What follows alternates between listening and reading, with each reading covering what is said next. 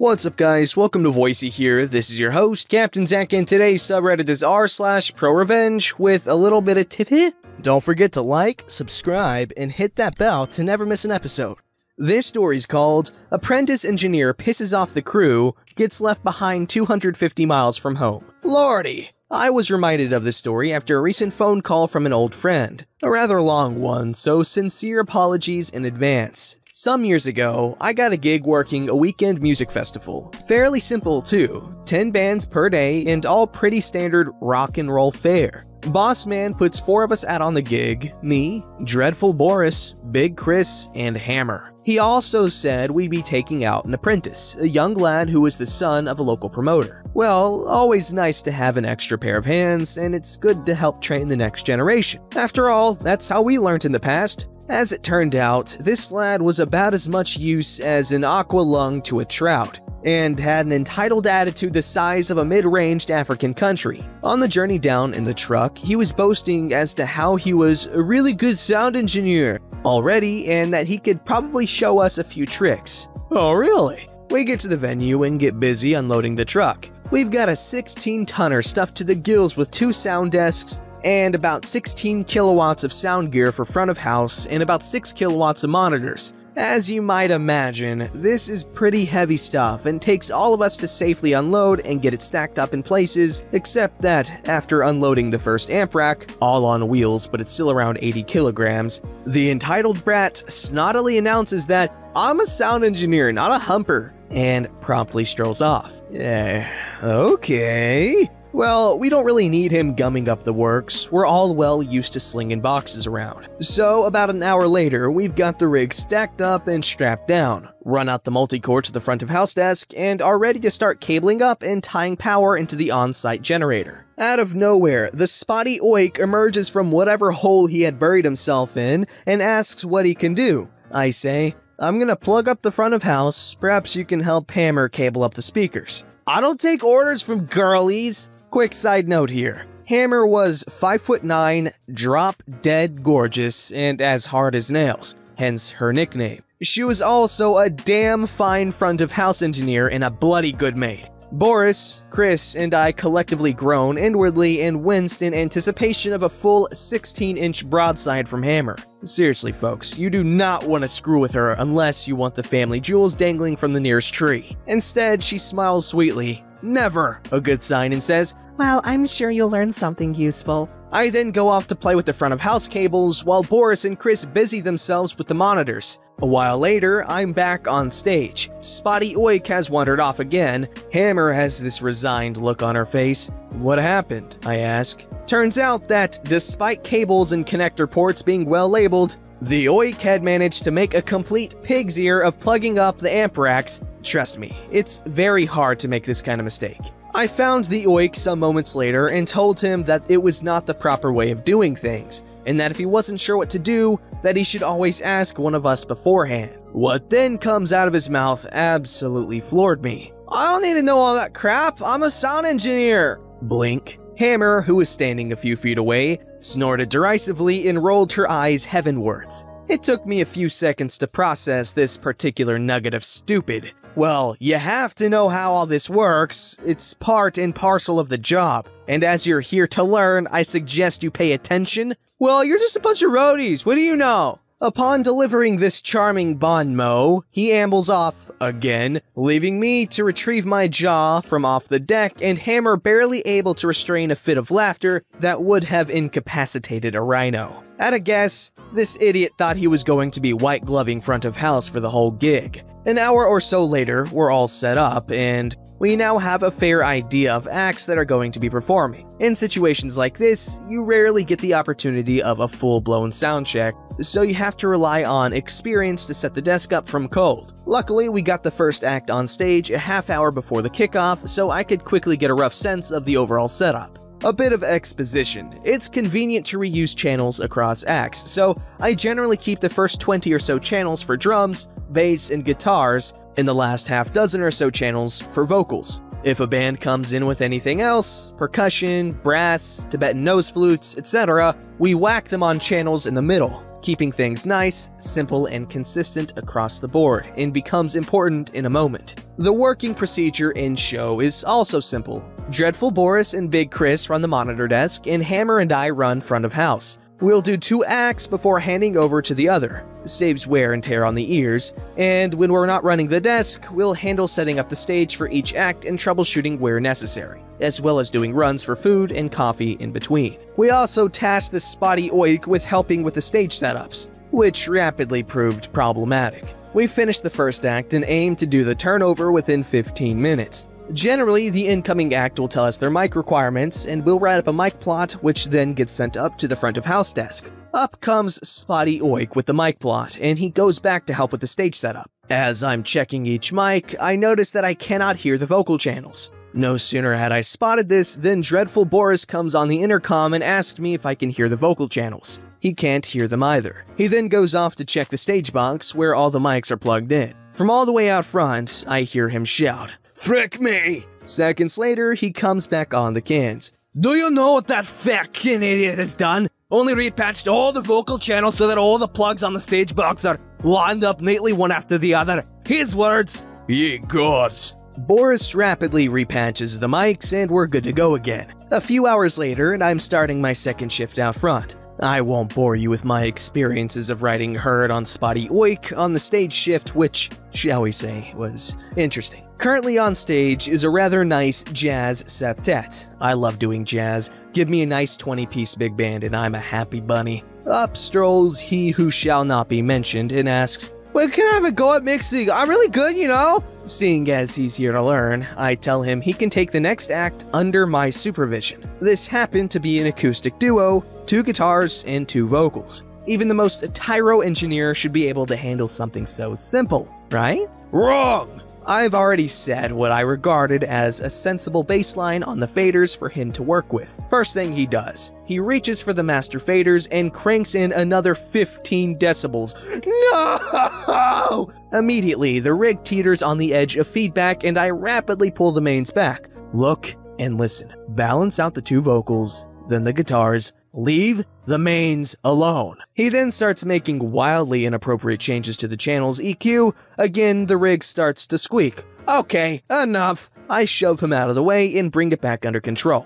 I won't fatigue you further with the endless catalog of foul-ups and attitude that he managed to effect over the rest of the weekend. Suffice it to say that despite the best efforts of myself and Hammer to try and teach this guy, they all went to naught. Couple this with the constant drip, drip, drip of snide commentary about how he was really a better engineer than the rest of us, and by the end of the weekend, we're all pretty pissed off. Come the end of the event, and now it's the fun part of striking the rig and loading out. I'm being sarcastic about the fun part, by the way. 2 solid days, and we're all knackered, and the last thing we want to be doing is the get out, but of course it has to be done. It's always an all-hands-on-deck situation, except the Spotty Oik has once again vanished into the woodwork. 2 back-breaking hours later, and we're all done, and the truck loaded to go home. So where is Spotty Oik? Nowhere! We give it a good 15 minutes, but no joy. We then decide to go look for him, so we spent another 20 minutes trolling around the site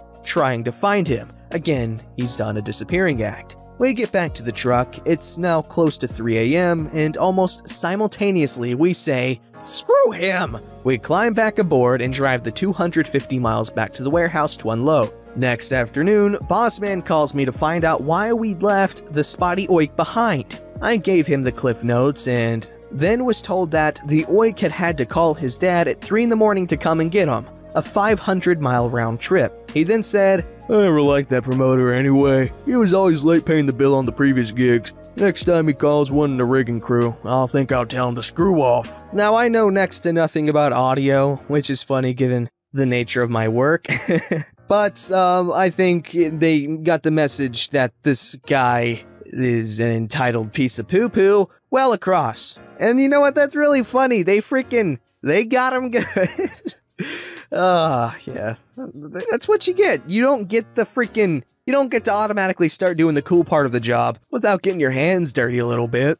This story's called "A-hole tailgates me when I'm already speeding, so I set them up for a speed trap." I was driving home from a get-together and was going 65 to 67 kilometers per hour, or 41 miles per hour, in a 37 miles per hour zone. Where I'm from, the police almost never pull you over if you're going 10 or less over, but will definitely pull you over for anything over that. All was well until I got closer into my area. It's less city-like and more rural, with the roads alternating between single and double lanes. I'm on a single lane, speeding 10 or 6 miles per hour over, when a pickup truck in my rear view caught my attention. They were going a tad bit faster when they caught up to me and promptly brake a meter behind me. I was like, okay, I'll speed up to 70 or 43 miles per hour. No big deal, but they continued to tailgate me. Upon closer inspection, I could see the mug of a very angry woman who had no understanding of personal space. What ensued was a full 5 minutes of them completely obscuring my rearview mirror with how close they were. I was tired and kinda hungover, so I really was not in the mood to be worrying about a potential car accident thanks to her driving.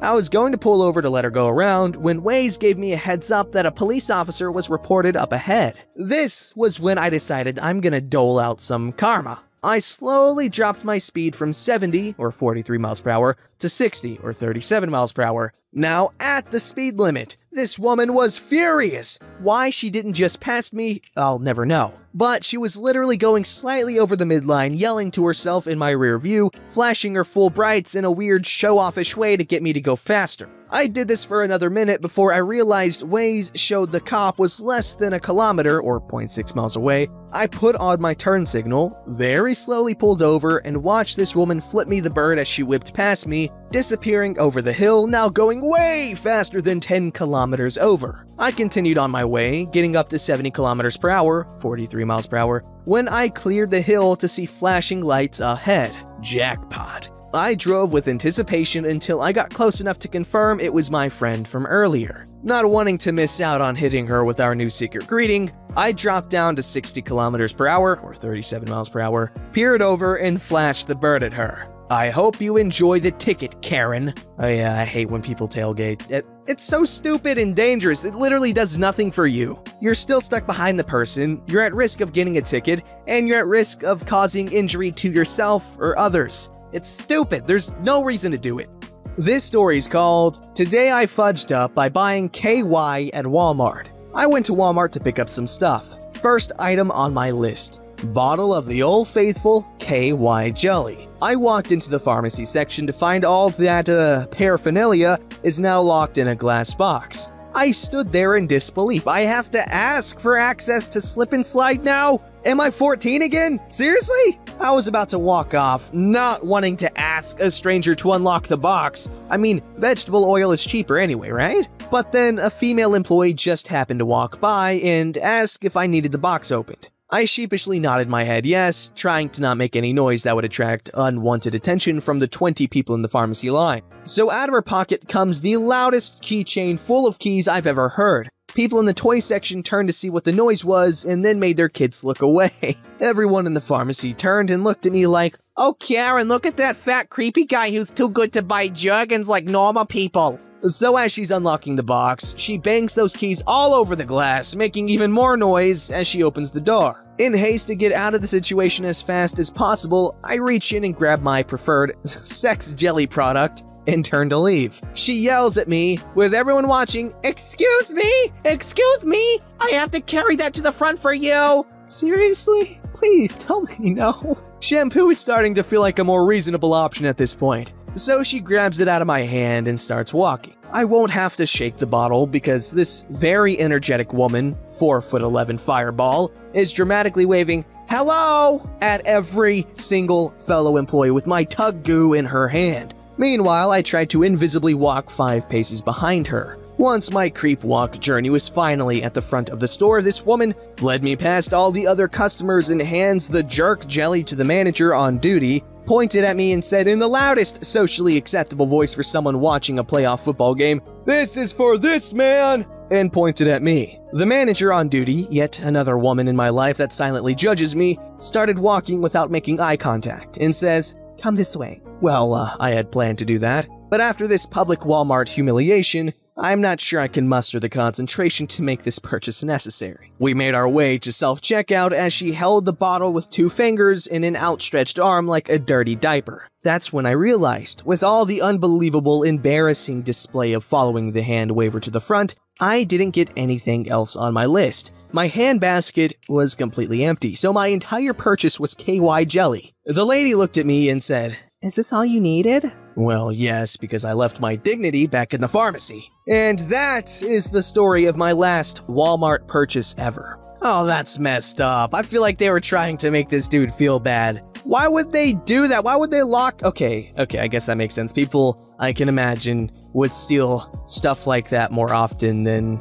you know, other things normally would be stolen, because a lot of people might not be completely comfortable with the idea of openly purchasing something like that. However, that's just predatory, man. You're not gonna get anyone to buy that crap. And dude, why would you buy that at Walmart? It's so easy to buy stuff like that online, and I wouldn't know that, of course. No, but for real, I'm pretty sure you can get it on Amazon or any other website that would sell this sort of... That's stupid. That's your own fault. I take it back. No, never mind. Walmart, you guys suck. No, I'm kidding. I love Walmart. I don't know who I hate in this situation. Yes, I do. This one person I saw in line at a fast food restaurant 6 years ago. That person sucks. Don't forget to like, subscribe, and hit that bell to never miss an episode.